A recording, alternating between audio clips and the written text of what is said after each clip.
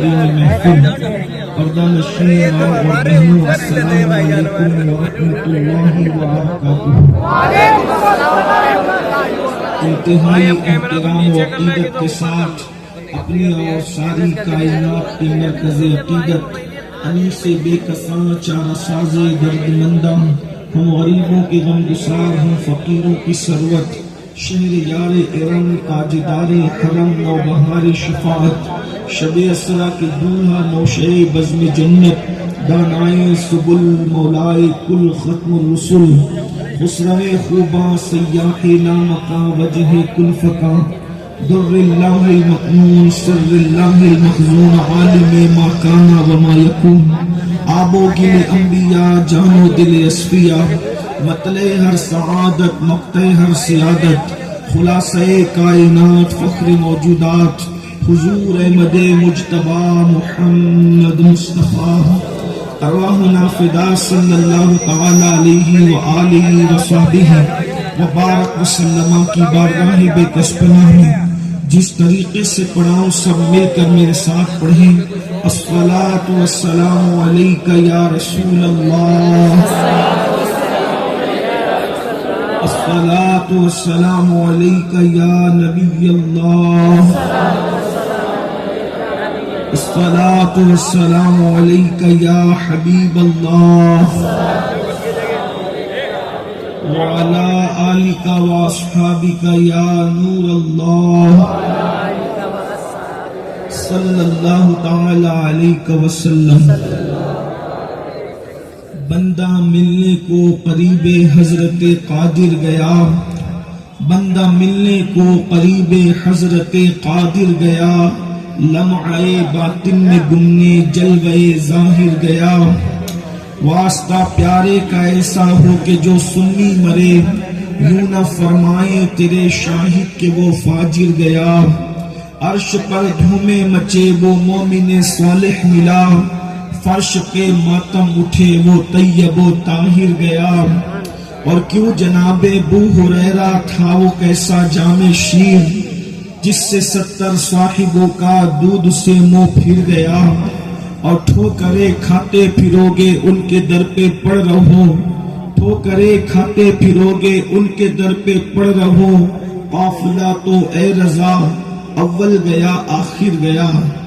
آج کی یہ محفل سواد اعظم اہل سنت و جماعت کی عالمگیر تحریک سنی دعوت اسلامی جے پور کے زیر اہتمام عطائے رسول ہند الولی معین ملت والدین شیخ الاسلام والمسلمین سیدنا خواجہ معین الدین چشتی حسن سجی رضی اللہ تبارک و تعالی عنہ کی بارگاہ میں خراج عقیدت پیش کرنے کے لیے منعقد کی گئی ہے۔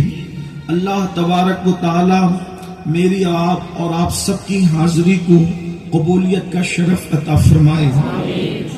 حضور سلطان الہند غریب نواز رضی اللہ تبارک و تعالی عنہ ولایت کی دنیا میں وہ ہستی ہے، صوفیہ کی کائنات میں، کہ اللہ تبارک و تعالی نے آپ سے بر صغیر ہند و پاک کی سرزمین پر جو کام لیا ہے، ایسا کارنامہ بہت کم لوگوں کی زندگی میں نظر آتا ہے۔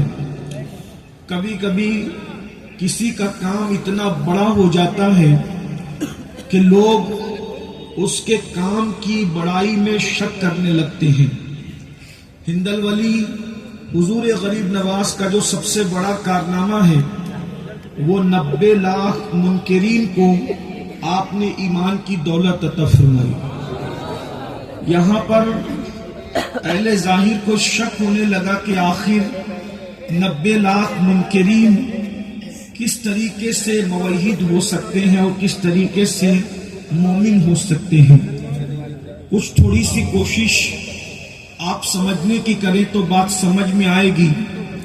دراصل بات یہ ہے کہ اس کی سب سے پہلی وجہ تو یہ کہ ہندوستان کی سرزمین اور زمینوں کے مقابلے میں بڑی نرم زمین ہے۔ یہ زمین دریاؤں کی زمین ہے، یہ زمین محبتوں کی زمین ہے، یہ زمین الفتوں کی زمین ہے. یہ زمین مشاہدے کو جب اپنی نگاہوں کے سامنے دیکھتی ہے تو پھر انکار نہیں کرتی. اس زمین کو اللہ رب العزت نے حق قبول کرنے کی صلاحیت عطا کی ہے. اس زمین کی شان یہ ہے کہ اس زمین نے نور محمدی صلی اللہ علیہ وآلہ وسلم کو سب سے پہلے دیکھنے کا شرف حاصل کیا. اس زمین نے سب سے پہلے اذان کے لاہوتی نغمے کو سننے کا شرف حاصل کیا. اس زمین نے سب سے پہلے نبی کے قدم چومے. اس زمین نے سب سے پہلے توحید کی صدا اپنے کانوں سے سنی. اس لیے اس زمین میں اللہ نے جو وہ بہت زرخیزی رکھی ہے. اس زمین میں کشش بھی ہے. یہاں کے پیڑ، یہاں کے پھل، یہاں کا عود، یہاں کی جڑی بوٹیاں، یہاں کے مسالے اور زمینوں میں ممتاز نظر آتے ہیں. تو چونکہ یہ زمین گنگا جمنی تہذیب کی زمین ہے، ہندل ولی سرکار غریب نواز رضی اللہ تعالیٰ ہندوستان کی سرزمین پر ایک صوفی کی حیثیت سے، ایک داعی اللہ کی حیثیت سے، ایک مبلغ اسلام کی حیثیت سے تشریف لائے تھے. اور یہ بات ہمیں یاد رکھنی چاہیے کہ اللہ تبارک و تعالیٰ اپنے مقبول بندوں کو دو چیزیں عطا کرتا ہے. ایک تو وہ لوگ جو دلیل کی زبان سمجھتے ہیں تو اللہ تبارک و تعالیٰ ان کو علم عطا کرتا ہے کہ وہ علم کے ذریعے سے دلیلیں دے اور دلیل کے ذریعے سے انسان کی اصلاح کرے. لیکن انسانوں میں بہت سارے وہ لوگ ہوتے ہیں جو دلیل کی زبان نہیں سمجھتے اور نہ ہی ان کو دلیل کی زبان پر یقین ہوتا ہے. تو دوسری چیز اللہ تبارک و تعالیٰ مشاہدہ کرانے کی صلاحیت بھی اپنے برگزیدہ بندوں کو دیتا ہے. اگر آپ حضور علیہ السلام کی ذات ہی کو دیکھ لیں تو اللہ تبارک و تعالیٰ نے اپنے حبیب صلی اللہ علیہ وآلہ وسلم کو دلیل کے لیے قرآن مقدس عطا فرمایا. حضور قرآن لے کر کے آئے تاکہ جو لوگ پڑھے لکھے ہیں اور دلیل سے سمجھنا چاہتے ہیں تو اللہ کے رسول صلی اللہ علیہ وآلہ وسلم ان کو دلیل دے کر کے سمجھائیں. اور پھر اللہ کے حبیب علیہ السلام کو تصدیق کی. جب قرآن کو پیش کیا تو لوگوں نے تسلیم کیا. خود سیدنا فاروق اعظم عمر ابن خطاب رضی اللہ تبارک و تعالیٰ عنہ کوئی معجزہ دیکھ کر مسلمان نہیں ہوئے بلکہ قرآن کو سن کر مسلمان ہوئے. اور قرآن اتنا خوبصورت معجزہ ہے اس معنی میں کہ قرآن بھی خود معجزہ ہے، لیکن وہ معجزہ عرف عام میں لوگ معجزہ کہتے ہیں بظاہر وہ چیزیں جیسے چاند کو ٹکڑے ہوتا ہوا دیکھنا، سورج کا پلٹنا، اسی طریقے سے انگلیوں سے پانی کے چشموں کا جاری ہونا اور دیگر چیزیں. یہ ساری چیزیں دیکھ کر فاروق اعظم مسلمان نہیں ہوئے بلکہ فاروق اعظم رضی اللہ تعالیٰ کا جو اسلام ہے وہ قرآن کو سن کر ہے. اسی طریقے سے حضرت طفیل ابن عمرو رضی اللہ تبارک و تعالیٰ عنہ وہ قرآن سن کر کے مسلمان ہوئے. اسی طریقے سے اور بھی لوگ، خود نجاشی جو بادشاہ تھے حبشہ کے، انہوں نے سورہ مریم سنا اور سورہ مریم جب وہ سن رہے تھے تو تخت پر بیٹھے ہوئے وہ زمین پر اتر آئے اور ان کی آنکھیں ابل ابل پڑی اور وہ زمین پر بیٹھ کر کے قاری کے ساتھ رونے لگے اور کہنے لگے اللہ، یہ جو حضرت عیسیٰ ابن مریم نے جس بات کی دعوت کی ہے اس سے بہت مختلف کوئی بھی چیز آپ کے مذہب میں نہیں ہے. اس طریقے سے نجاشی مسلمان ہوئے. اللہ اکبر. لیکن ایک طبقہ وہ بھی تھا جو قرآن سنتا تو تھا، قرآن کو سننے کے بعد کہتا تھا کہ معاذ اللہ، محمد عربی تو اس کو اپنی طرف سے بنا بنا کر کے پیش کرتے ہیں. اساطیر الاولین اس کو کہا گیا کہ یہ تو پرانے دور کے اور دوسرے لوگوں کے دور کی کہانی اور قصے ہے. اسی طریقے سے کسی نے اس کو شاعری کہی، کسی نے اس کو کچھ کہا. اس وقت جو لوگ قرآن کی زبان نہ سمجھ سکتے تھے، اللہ کے رسول صلی اللہ علیہ وآلہ وسلم نے پھر ان کو معجزات دکھائے. وہ معجزات جو حسی معجزات ہیں، مثال کے طور پر معبد کی بکری کا، وہ بکری کا دودھ دھویا جانا جس نے ابھی بچے کو پیدا نہ کیا تھا، پھر اس کا بیمار ہونا اور بیمار ہونے کے بعد اس کے تھن سے دودھ کا نکالنا.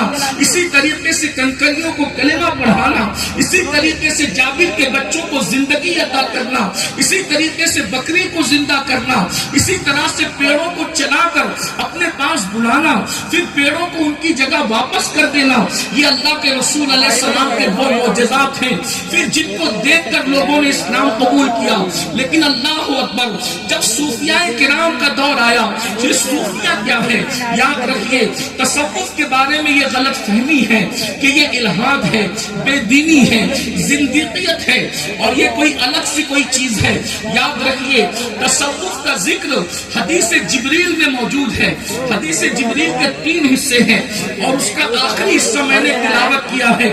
اللہ کے رسول علیہ السلام کی بارگاہ میں جبریل علیہ السلام حضور علیہ السلام کے پاس آئے۔ ان دنوں صحابہ کرام حضور سے سوال کرنے میں ڈرتے تھے، جھجک محسوس کرتے تھے۔ وہ اللہ کے رسول صلی اللہ تبارک و تعالی علیہ وسلم سے وہ ڈر کے مارے سوال نہیں کرتے تھے۔ تو سیدنا جبریل علیہ السلام انسانی شکل میں تشریف لائے، اس کو حدیث جبریل کہتے ہیں۔ حضرت سیدنا عمر ابن خطاب فاروق اعظم بیان کرتے ہیں کہ آنے والا جو آیا وہ بہت خوبصورت تھا، لیکن وہ نہ مکے کا لگتا تھا نہ مدینہ منورہ کا لگتا تھا، خوبصورت بہت تھا۔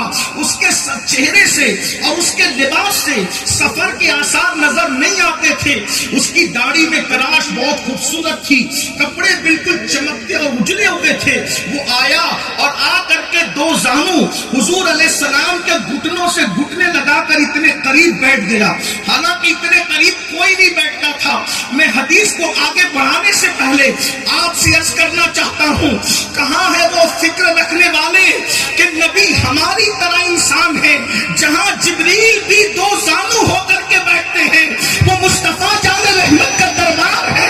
اللہ اکبر۔ اور پھر جبریل اس شان سے فاروق اعظم بیان کر رہے ہیں، اپنے گھٹنے حضور کے گھٹنوں سے لگایا اور حضور علیہ السلام سے انہوں نے چند سوالات کیے۔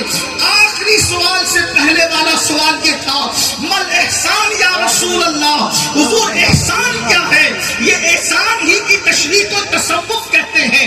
اسلام کی تشریح کو اللہ اکبر فقہ کے قانون کی طرح تشریح کر دی گئی، ایمان کو علم کلام کے حوالے سے اس کی تشریح کر دی گئی، لیکن احسان یہ تصوف ہے۔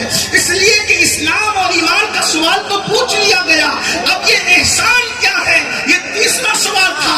تو اللہ کے رسول علیہ السلام نے فرمایا الاحسان، احسان کیا ہے؟ یعنی تصوف کیا ہے؟ ان تعبد اللہ کأنک ترا فإن لم تکن ترا فإنہ یراک، کہ جب تو اللہ کی عبادت کر اس شان سے کر کہ گویا تو خدا کو دیکھ رہا ہے، گویا تو خدا کو دیکھ رہا ہے۔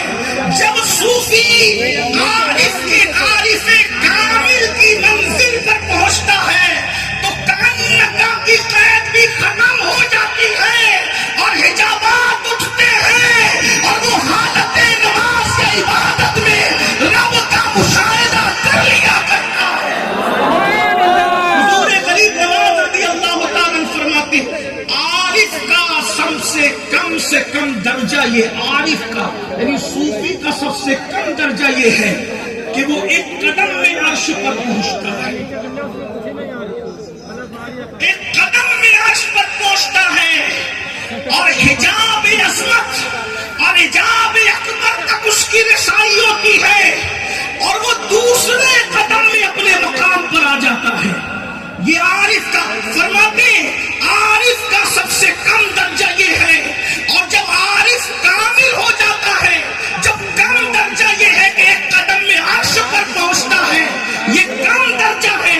جب عارف کامل ہو جاتا ہے تو فرمایا اس کی شان بیان ہی نہیں ہو سکتی، اس کو اللہ کے سوا کوئی نہیں جانتا۔ جب عارف کا مقام یہ ہے، عارف کا، تو عارف کا یہ مقام ہے تو پھر صحابہ کا مقام کیا ہوگا؟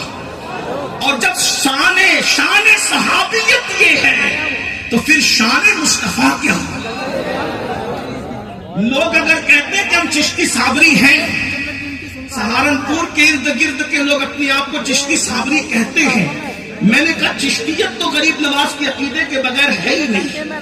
تو جب غریب نواز ایک قدم میں عارف کو عرش تک مان رہے ہیں تو پھر تم کو معراج مصطفیٰ سے اختلاف کیا ہے؟ جب ان کی نالین بردار کا مقام یہ ہے تو پھر حضور علیہ الصلوۃ والتسلیم کی شان کیا ہوگی؟ ہم تو یہ کہتے ہیں کہ حضور کا معراج میں جانے سے ہمیں تعجب نہیں ہوتا، وہاں سے آنے پر ہمیں تعجب ہوتا ہے، اس لیے کہ وہ معراج پر گئے کیوں اور کس طرح گئے؟ اس لیے کہ مولوی جی جب تیرے اپنے گھر جانے پر تجھے اعتراض نہیں ہے تو مصطفیٰ جان رحمت کی اپنے گھر جانے پر تجھے اعتراض نہیں ہے۔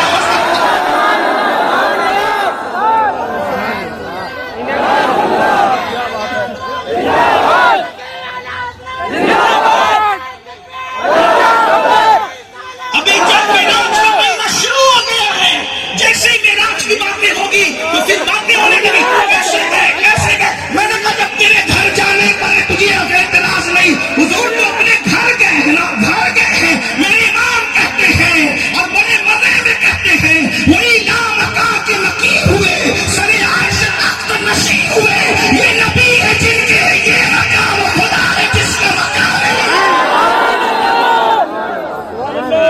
ہمیں تو اب تک یہ سمجھ نہیں آ رہی کہ وہ آئے کیسے، کیا ان کا بھی گھر ہے؟ میں نے کہا کیوں نہیں، کیونکہ اللہ خود فرماتا ہے۔ کتنی آیتیں پڑھی جا سکتے، سنیے۔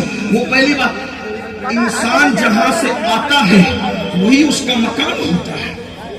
وہ آئے کہاں سے تھے، کہاں سے آئے؟ قرآن کہتا ہے لقد جاءکم، قرآن کہتا ہے لقد جاءکم، لقد جاءکم، تحقیق کے ہمارے پاس سے تمہارے پاس رسول، عزت والا رسول آیا۔ اللہ فرما رہا وہ ہمارے پاس سے ہی آئے تمہارے پاس۔ دوسرے مقام پر قرآن ارشاد فرماتا ہے هو الذی ارسل رسولہ، اللہ اکبر، وہ اللہ ہے جس نے اپنے پاس سے تمہارے پاس رسول کو بھیجا۔ تیسرے مقام پر ارشاد فرماتا ہے وَمَا أَرْسَلْنَاكَ إِلَّا رَحْمَةً لِّلْعَالَمِينَ، ہم نے آپ کو تمام عالمین کے لیے رحمت بنا کر بھیجا، ہر جگہ بھیجا بھیجا بھیجا۔ یہ بھیجے کا مطلب کیا ہے؟ ارے بھیجا اس کو جاتا ہے جو پہلے کہیں موجود رہتا ہے۔ اللہ فرماتا ہے ہم نے بھیجا۔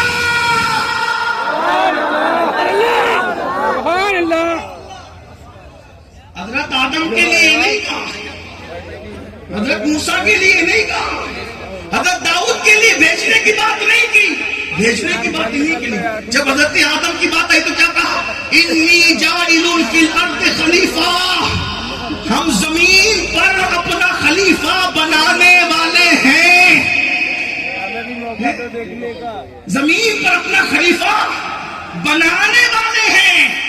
اسی طرح حضرت خلیل اللہ کے لیے کہا کیا جاعلک للناس اماما، ہم تمہیں لوگوں کا امام بنانے والے ہیں، یعنی ان کو بنا کر بھیجا، ان کو بھیج کر بنایا۔ ابراہیم لوگوں کے امام آ کر بنے، آدم اللہ کے خلیفہ آ کر بنے، تنہا میرا نبی ہے جو بن کر آیا۔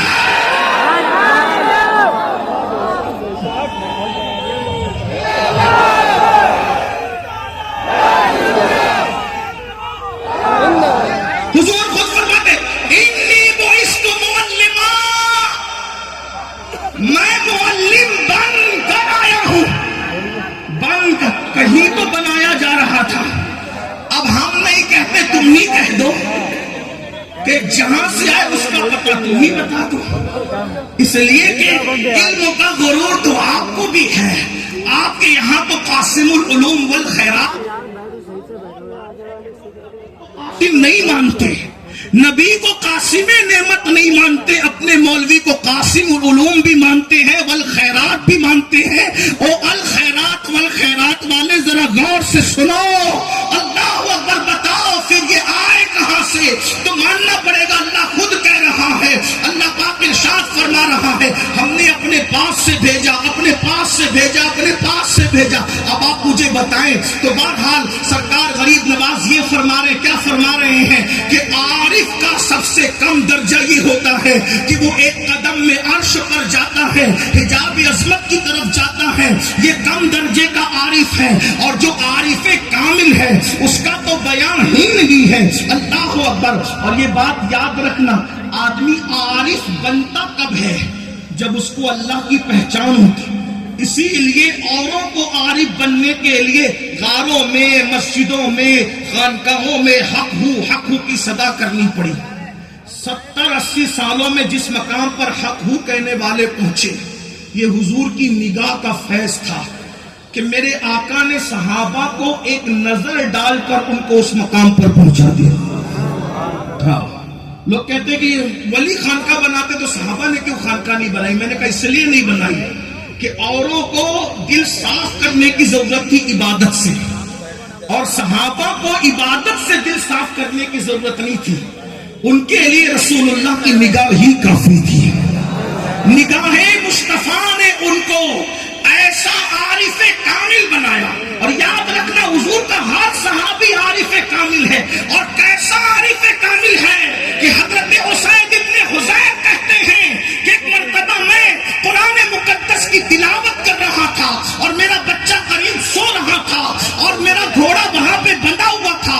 میں قرآن کی تلاوت کر رہا تھا، میرا گھوڑا بدکنے لگا، مجھے ڈر لگا کہ کہیں میرے بچے کو کچل نہ دے۔ میں نے تلاوت روک دی، اس کے بعد وہ گھوڑا بدکنا بند ہو گیا۔ میں نے دیکھا کہ آسمان سے نور اتر رہا ہے، نور کی قندیلیں اتر رہی ہے، گھوڑا بدک رہا ہے۔ جیسی تلاوت میں نے روک دی، قندیلیں واپس جانے لگی، گھوڑے کا بدکنا بند ہو گیا۔ پھر میں نے تلاوت شروع کی، جب میں نے تلاوت شروع کی تو پھر گھوڑا بدکا، پھر میں نے بند کر کے رکھ دیا۔ صبح کو رسول اللہ سے عرض کیا، یا رسول اللہ، گھوڑا کا بدکنا، آسمان سے قندیلوں کا اترنا، میرے بچے کے قریب سوئے سے رک جانا، یہ کیا چیز ہے؟ آقا فرماتے ہیں، او ابن حضیر، جب تو قرآن پڑھ رہا تھا تو فرشتے رحمت کے نازل ہو رہے تھے، اگر تو قرآن پڑھتا رہتا تو تو فرشتوں کی زیارت کر لے۔ یہ صحابہ کا عرفان ہے، لیکن میرا عنوان وہ نہیں، عرض یہ کر رہا تھا۔ تو دو چیزیں ہیں، ایک تو دلیل، ایک تو مشاہدہ۔ ہماری جماعت کے بہت بڑے مفکر کا بڑا مشہور جملہ پوری دنیا میں گونجا کہ جب علم تھک کر کے بیٹھ جاتا ہے تو مشاہدہ انسان کی رہنمائی کرتا ہے۔ مشاہدہ، حضور نے مشاہدہ بھی کرایا۔ جیسے کہ میں نے ابھی معجزات کا ذکر کیا، آپ کو اشارے کے طور پہ جو نہیں سمجھے ان کو بتا دوں۔ ایک شخص آیا اور آ کر کے کہنے لگا، آپ اللہ کے رسول ہیں، اس کی دلیل کیا ہے؟ آقا نے بولا، تو بتا کیا دلیل چاہیے تجھے۔ یاد رکھنا، یہ اور بات ہے، حضرت موسیٰ علیہ السلام کو کتنے معجزات دیے، کتنے کل معجزات، کتنے تفسیر نعیمی میں علامہ مفتی احمد یار خان نعیمی حکیم الامت لکھتے ہیں 9 آیات بینات، 9 معجزے اللہ نے حضرت موسیٰ کو دیے۔ حضرت موسیٰ علیہ السلام کے کتنے معجزے؟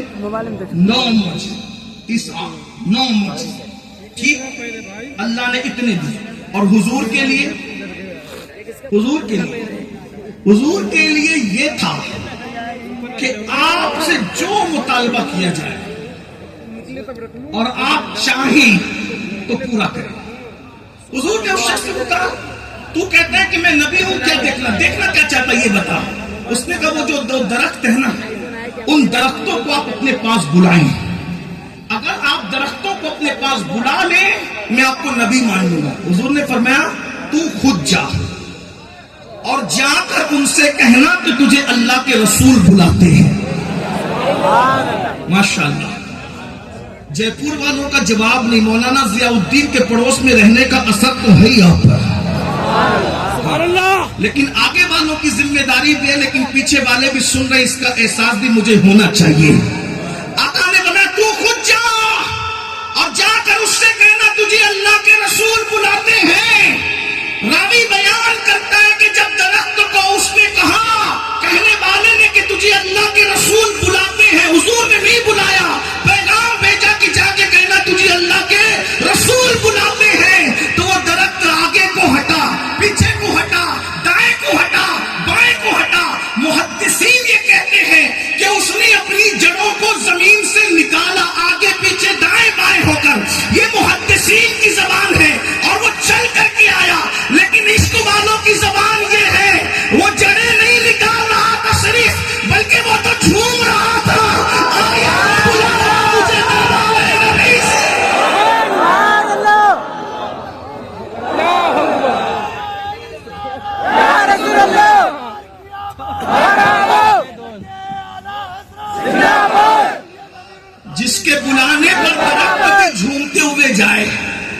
سنی مدینے جھومتے ہوئے جائے تو پھر اس میں فتویٰ کیا ہے؟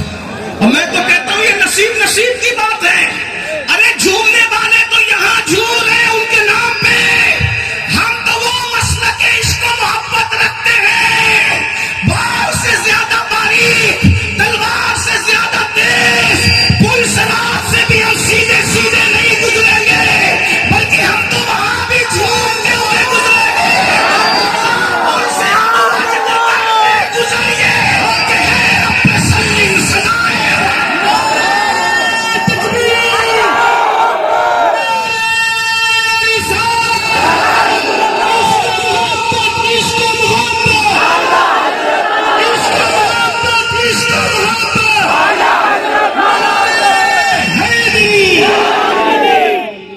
یقین تو دیکھیں کتنی بڑی بات ہے.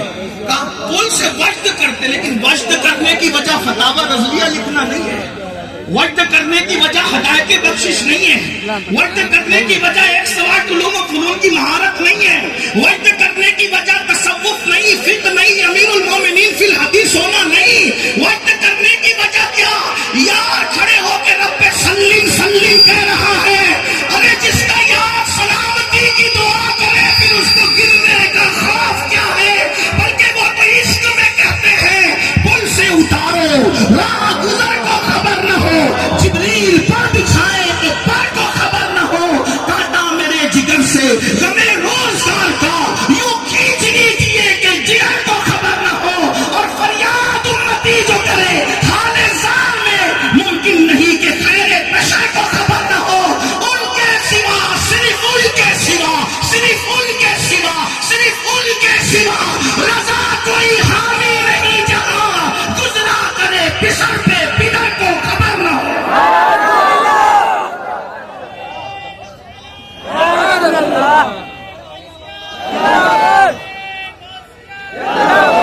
یہ سب یقین کی باتیں ہیں.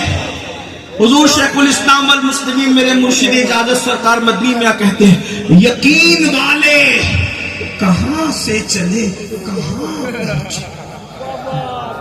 یقین والے کہاں سے چلے کہاں پہنچے. جو اہل شک ہیں اگر میں مگر میں رہتے ہیں، میرے حضور میری چشم تر میں رہے. بڑے نفیس ہیں، بڑے لطیف ہیں. اس لطیف پر بھی مجھے ایک لطیف نکتہ یاد آیا. حضور کا جسم اوروں کی روح سے زیادہ لطیف ہے. اس کو لکھا ہے شاہ وجی الدین گجراتی علوی رحمت اللہ تعالی علیہ نے حقیقت محمدیہ میں. حضور کا جسم اوروں کی روح سے بھی لطیف ہے. آپ غور فرمائیں جب اوروں کی روح سے ان کا جسم لطیف تر ہے تو جب روح نظر نہیں آتی ہے. لوگ کہتے ہیں جب سنی کہتا ہے کہ وہ ہماری جان سے زیادہ قریب ہے تو پھر دکھتے کیوں نہیں؟ میں نے کہا کبھی اپنی روح بھی دیکھی ہے؟ او شرابی تو نے اپنی روح نہیں دیکھی، او غیبت خور تو نے اپنی روح نہیں دیکھی، اور چگل خور تو نے اپنی روح نہیں دیکھی، اور سود خور تو نے اپنی روح نہیں دیکھی، اور دین خور تو نے اپنی روح نہیں دیکھی. تو جب اور روحوں سے ان کا جسم لطیف تر ہے کیسے نظر آئے؟ اس کو میرے امام نے بھی کہا. شاہ وجی الدین کی بات کو میرے امام نے بھی کہتے جان ہے، جان ہے. جان کیا نظر آئے؟ جان ہے، وہ جان ہے، مومنوں کی جان ہے. جان ہے، جان کیا نظر آئے؟ کیوں عدو گرد غار پھرتے ہیں؟ کیوں عدو گرد غار پھرتے ہیں؟ تو کہا ہے بڑے لطیف ہے، نازک سے گھر میں رہتے ہیں. میرے حضور میری چشمے تر میں رہتے ہیں، ہمارے دل میں ہمارے جگر میں رہتے ہیں. جب انسان عشق کر لے تو پھر وہ جنت کی فکر بھول جاتا ہے، کیونکہ مالک جنت جس کے دل میں رہے آئے آئے آئے پھر وہاں تو جنت کسی کی متلاشی ہو جاتی ہے نا. کیا کہتے ہیں اللہ ہمارے دل میں ہمارے جگر میں رہتے ہیں، انہی کے گھر ہیں، وہ اپنے ہی گھر میں رہتے ہیں، انہی کے گھر ہیں، انہی کے گھر ہیں، یہ انہی کے گھر ہیں۔ کون کہہ سکتا ہے؟ عاشقی کہہ سکتا ہے، انہی کے گھر۔ توجہ، اب بات پھر نازک آ گئی، بات آگے بڑھنے سے، انہی کے گھر ہیں۔ توجہ ہے، بہت توجہ آپ کی، لیکن اب پھر بہت زیادہ توجہ۔ انہی کے گھر ہے۔ کیا ان کا گھر ہے؟ مومنوں کا دل، مومنوں کا جگر، مومنوں کی آنکھیں۔ کس کا گھر ہے؟ مل کے بولنا پڑے گا، کس کا گھر ہے؟ بات مشکل آئی ہے تصوف کی ہے تو بولنا پڑے گا، کس کا گھر ہے؟ کس کا؟ آنکھیں کس کی؟ مل کے آنکھیں کس کی؟ آنکھیں کس کی؟ مومن کی۔ دل کس کا؟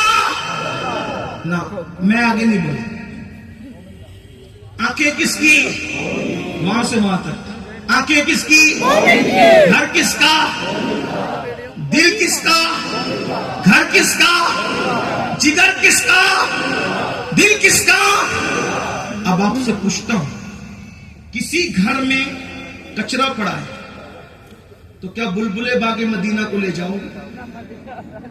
سچ کہنا، قسم کھا دے، دلوں پہ ایمان والے۔ جب مداح رسول کو کچرے والے گھر میں نہیں رکھا جا سکتا، شریف آدمی کبھی نہیں رکھ سکتا مداح رسول کو کچرے والے گھر میں۔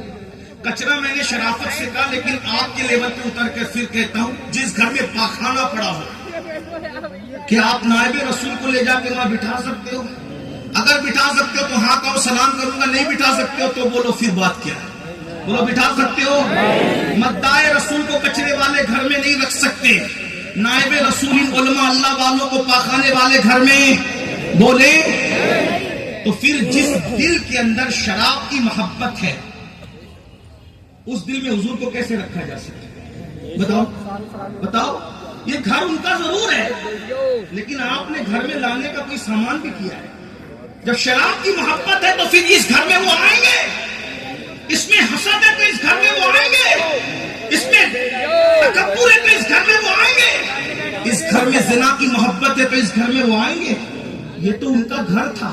نادان، تو نے نبی کے گھر کو شراب کی محبت کا اڈا بنایا، تو نے نبی کے گھر کو جوے کے اڈے، جوے کی محبت کا اڈا بنایا، اور وہ آنکھ جو نبی کا گھر تھی، اس سے تو نے زنا کی فلمیں دیکھ کر کے، گندی پکچریں دیکھ کر کے تو نے اس گھر کو ناپاک کیا۔ اب بتاؤ، میرے گھر کو تم ناپاک کرو، اگر میرے گھر کے اندر اللہ نہ کرے قادری منزل میں تم صورت کاٹ کے ڈال دو، تو کیا میں تم سے محبت کروں گا؟ کیا تم سے پیار کروں گا؟ تم سے الفت کروں گا؟ اب بہت مچل کے کہہ رہے تھے، یہ آنکھیں مومن کی نبی کا گھر ہے، یہ دل مومن کا نبی کا گھر ہے، یہ جگر مومن کا نبی کا گھر ہے۔ نبی کے گھر کا کیا حال بنا رکھا ہے؟ اسی کے اندر سود کی محبت، اسی کے اندر جمعے کی محبت، اسی کے اندر غیبت کی محبت، اسی کے اندر گناہ کی محبت۔ نادان جو اپنے نبی کے گھر کو یوں ناپاک کر دے، اور ایک بات علماء کی موجودگی میں کہوں، پاخانے کی گندگی اتنی نہیں ہے جتنی حسد کی گندگی ہے، جتنی غیبت کی گندگی ہے، جتنی چغلی کی گندگی ہے، جتنی تکبر کی گندگی ہے، جتنے گناہ کی گندگی ہے، اتنی پاخانے کی گندگی نہیں ہے۔ ارے پاخانہ تو چند چلو پانی سے بھی دھلا جا سکتا ہے، لیکن گناہ کی محبت 7 سمندروں کے پانی سے بھی نہیں دھلی جا سکتی۔ میرے بھائی ذرا غور تو کر، ذرا سوچ تو صحیح، تو نے اپنے نبی کے ساتھ سلوک کیا کیا؟ تو نے اپنے نبی کے ساتھ انداز کیا اختیار کیا؟ اگر تو واقعی گناہ سے نکل جا، اپنے دل کو صاف کر لے، تو یاد رکھ، یہ گھر، یہ دل تیرے نبی کا گھر بنے گا۔ حضور اس میں تشریف لائیں گے۔ میرے امام نے بڑی خوبصورت تمنا کی ہے، کہتے ہیں قسمت سور و ہرا کی حرص ہے، قسمت سور و ہرا کی حرص ہے، چاہتے ہیں دل میں گہرا غار ہم، ہمارے دل میں بھی کوئی ایسا غار بن جائے کہ جس میں جیسے حضور ہرا میں گئے تھے آرام کے لیے، عبادتوں کے لیے، جیسے سور میں گئے تھے 3 دن کے لیے آرام کے لیے، کبھی اس دل میں بھی تو تشریف لائیں۔ حضرت مولانا سعید اعجاز کانتوی نے بہت اچھا شعر کہا ہے، من کی اٹریا سونی پڑی ہے، من کی اٹریا سونی پڑی ہے، کب کریو ایمان کا قیام، اے پیارے نبی چندہ کرے تم کا سلام، اے پیارے نبی تارے گگن لئی تمہارا نام، اے پیارے نبی ایک جئی کے لوٹا ایک ٹکڑے ہوئی گوا، شمس و قمر تمہارے غلام، اے پیارے نبی کوثر کی جانب ہم نہیں تک پئی، کوثر کی جانب ہم نہیں تک پئی، کیوں ہمیں بھی ہو نیلن کا جام، اے پیارے نبی۔ اور میرے امام اس کو کتنے خوبصورت اس کو کیا بلکہ انہوں نے وہاں سے لیا ہے، کہتے ہیں شربت نہ دے، شربت نہ دے، شربت نہ دے، نہ دے تو کرے بات لطف سے، ہائے ہائے شربت نہ دے، کیا غیرت عشق ہے، غیرت عشق نہیں، غیرت عشق نہیں، غیرت عشق نہیں، وہاں کیا غیرت، شربت نہ دے، نہ دے تو کرے بات لطف سے، اور یہ شہد ہو تو پھر کسے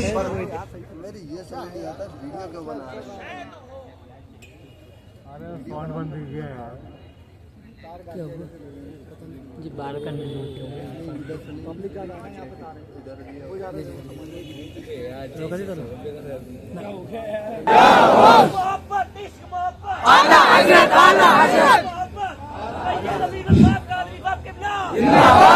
درود شریف پڑھے بلند آواز سے، درود شریف پڑھے رب صلی وسلم دائما ابدا علی حبیبک خیر الخلق کلہم، صلاۃ و سلام علیک یا جد الحسن والحسین وعلی آلک و اصحابک یا جد الغوث الثقلین۔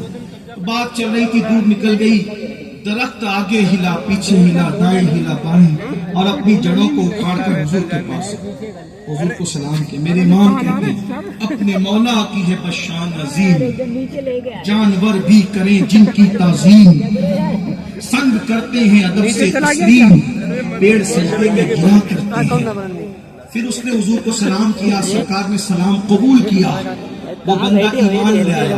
آقا فرماتے جاؤ جہاں تھے اسی جگہ پہنچ جاؤ، اور وہ درخت اپنی جگہ پہ پہنچ گئے۔ تو علم اور مشاہدہ دونوں چیز حضور نے کیا، علم بھی دیا، مشاہدہ بھی دیا۔ اب غریب نواز اور صوفیہ نے جو ہندوستان میں دین پھیلایا، انہوں نے زیادہ تر مشاہدے پہ کام کیا، کیونکہ یہاں کے لوگ عربی نہیں سمجھتے تھے، یہاں کے لوگ پتھر، لکڑی، چوہا، گوبر، دریا، سورج، ستارہ اس کی عبادت کرتے۔ تو سرکار غریب نواز رضی اللہ تبارک و تعالیٰ اور ان صوفیہ نے دو کام کیے۔ نمبر ایک، اخلاق نبوی صلی اللہ علیہ وسلم کی تعلیم کی، اور نمبر دو کیا کیا، مشاہدہ کیا۔ مشاہدہ مطلب کرامتیں۔ آج اسلام دشمن طاقتیں کرامتوں پر اس لیے معترض ہے کہ وہ یہ جانتے ہیں کہ اگر کرامتوں کو ڈیمیج کر دیا جائے، عقیدہ کرامت کا تصور ختم کر دیا جائے، تو ہم صوفیہ کی ساری محنتوں پر پانی پھیر سکتے ہیں۔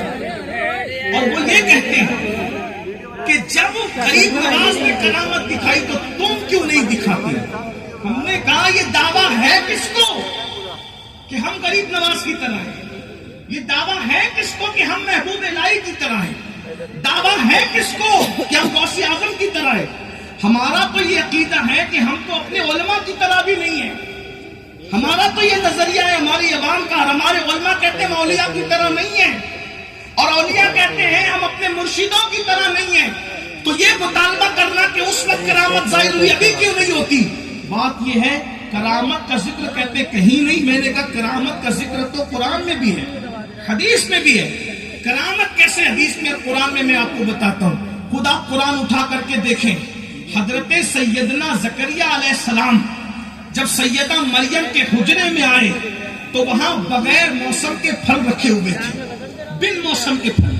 آج دنیا سمٹ گئی، دنیا جو ہے ایک چھوٹا سا گاؤں بن چکی ہے، تو بن موسم کے پھل آج آسانی سے مل جاتے ہیں۔ سیتاپھل کے زمانے میں جس کو ہم شریفہ کہتے ہیں، اس کے زمانے میں جو اگر آپ جو ہے جام تلاش کرنا چاہیں، جس کو پیڑو آپ کہتے ہیں، مل جائیں گے۔ جام کے دور میں آم کو تلاش کرنا چاہے تو مل جائے گا، آم کے دور میں سیتاپھل تلاش کرنا چاہے تو مل جائے گا، کیونکہ دنیا سمٹ گئی ہے، کیونکہ یہاں گرمی ہوگی کہیں سردی ہوگی، کہیں سردی ہوگی یہاں گرمی ہوگی، تو اس طریقے سے بن موسم کا پھل کسی نہ کسی ملک کا آپ کے پاس آ سکتا ہے۔ لیکن یہ بات یاد رکھنا، وہ دور تو گھوڑوں کا دور تھا، کھچروں کا دور تھا، پھر مریم کے حجرے میں سوائے سیدنا زکریا کے اور کوئی نہیں آتا تھا، مریم کے حجرے میں کسی کو آنے کی اجازت نہ تھی، نمبر 2 مریم باہر جاتی نہیں تھی، اللہ اکبر۔ تو جب بن موسم کے پھل آپ نے دیکھے تو بن موسم کے پھل دیکھ کر کے قرآن کہہ رہا ہے، حضرت سیدنا زکریا نے پوچھا یہ کیا ہے، تو سیدہ مریم نے کہا یہ اللہ کا فضل ہے اور اللہ مجھے رزق عطا کرتا ہے۔ آپ مجھے بتاؤ مسلمانوں، بن موسم کے پھل دیکھے تو حضرت زکریا کو یاد آیا، جب اس ولیہ کے حجرے میں اللہ بن موسم کا پھل بھیجتا ہے تو میرا بھی اولاد کا موسم جا چکا ہے، میرا سر سفید ہو گیا۔ حضرت کا استقبال، نعرہ تکبیر، نعرہ تکبیر، نعرہ رسالت، حضور امیر سنی دعوت اسلامی، حضور داعی کبیر، حضور وقار اہل سنت، نعرہ تکبیر، نعرہ رسالت۔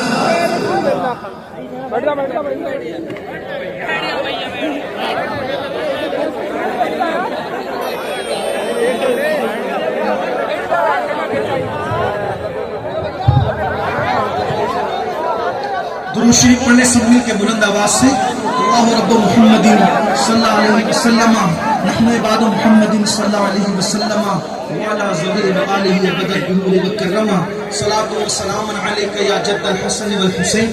ہمارے قائد، ہمارے امیر تشریف لا چکے ہیں اور یہ وقت اب حضرت قبلہ کا ہی ہے، اس لیے اگر میں اور مزید کوئی گفتگو کروں تو یہ بے ادبی سے بہت قریب حضرت کی موجودگی میں، اور چونکہ سننے سنانے کا ماحول آپ نے بنا رکھا ہے، اس لیے میں اپنے قائد کے سامنے کوئی گفتگو کرنے کی بجائے میں بھی یہ چاہوں گا اور آپ کے لیے بھی یہی چاہوں گا، کیونکہ مومن وہی ہوتا ہے جو اپنے لیے پسند کرے وہ اپنے مومن بھائی کے لیے پسند کرے۔ تو میں چاہتا ہوں کہ اپنے قائد کی گفتگو سنوں، تو آپ کے لیے بھی یہی چاہتا ہوں کہ آپ اپنے قائد کی گفتگو آپ بھی سنیں، اس لیے کہ یہ وہ ہستی ہے، ایک ایک جملہ ایسا کہ کئی صفحات اس پر لکھنے والے لکھ سکتے ہیں۔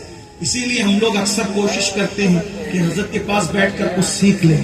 کبھی کبھی ایک ایک جملہ ایسا ہوتا ہے، کتابوں کے درجنوں صفحات کھنگال کر بھی وہ چیز ہمیں نہیں مل پاتی جو حضرت کے ساتھ بیٹھ کر چند منٹوں میں ملتے ہیں۔ کل میں حضرت کے ساتھ چتوڑ گڑھ سے جو ہے اجمیر شریف آ رہا تھا، تو حضرت نے مجھے رات کے آخری پہر میں ایک بات فرمائی، کہا کہ سید صاحب ایک جملہ میرے دماغ میں آتے ہیں غیب سے یہ مضامی خیال میں، جب دل کے تار باب مدینۃ العلم سے جڑ جاتے ہیں، جب دل کے تار قاسم علم مصطفیٰ جان رحمت سے جڑ جاتے ہیں، جب دل کے تار غوثیت مآب اور غریب نواز سے جڑ جاتے ہیں، جب دل کے تار رازی اور غزالی سے جڑ جاتے ہیں، تو پھر دل میں ایسی باتیں آتی ہے جس کا انسان تصور نہیں کر پاتا۔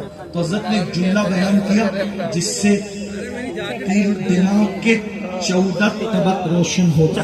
آپ نے فرمایا جب تک انسان خود کی نفی نہیں کرتا اس وقت تک وہ خدا تک نہیں پہنچ سکتا۔ خود کی نفی جب تک نہیں کرو اس وقت تک خدا تک نہیں پہنچ سکتے۔ جیسی حضرت نے جملہ کا مجھے داؤد علیہ السلام کا ایک قول یاد آ گیا۔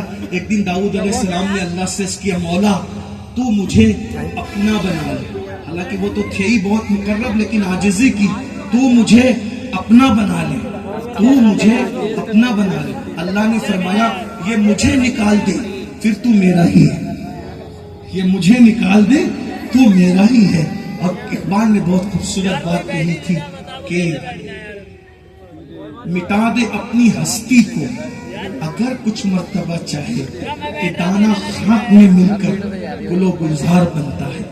تو اس پر تو بہت بڑی تقریر ہو سکتی ہے، لیکن قائد تشریف لا چکے ہیں۔ میں سمجھتا ہوں کہ نظامت ہو رہی تھی، باتیں ہو رہی تھی، اور ابھی آگے کا پروگرام میں سمجھتا ہوں کہ ناظم صاحب ہی آگے بڑھا تو زیادہ اچھا ہے۔ اچھا ٹھیک، ایک کام کرتے ہیں، اب 2 منٹ نظامت کے لیے لگیں گے، تو میں چاہتا ہوں کہ اتنا خوبصورت ماحول بنائیں۔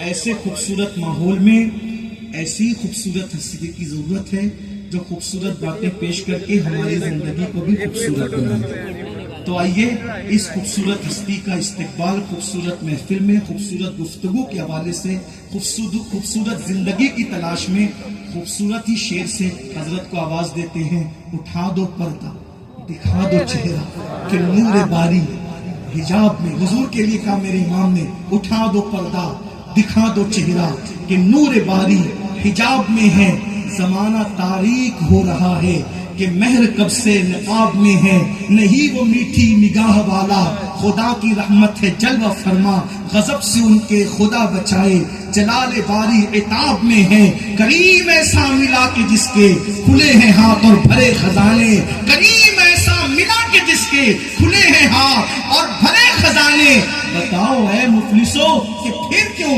تمہارا دل اضطراب میں ہے، وہ گل ہے لبہائے نازک ان کے، وہ گل ہے لبہائے نازک ان کے، ہزار جھڑتے ہیں پھول جن سے گلاب گلشن میں دیکھے بلبل، یہ دیکھ گلشن گلاب میں ہے، کریم اپنے کرم کا صدقہ لئی میں بے قدر کو نہ شرما، تو اور رضا سے حساب لینا، رضا بھی کوئی حساب میں ہے۔ نعرہ تکبیر،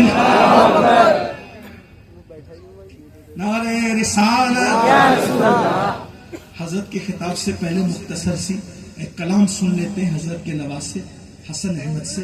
حسن احمد سلم آپ کو کچھ اشعار سنائیں گے، پھر اس کے بعد ڈائریکٹ مائک حضرت کے۔ السلام علیکم۔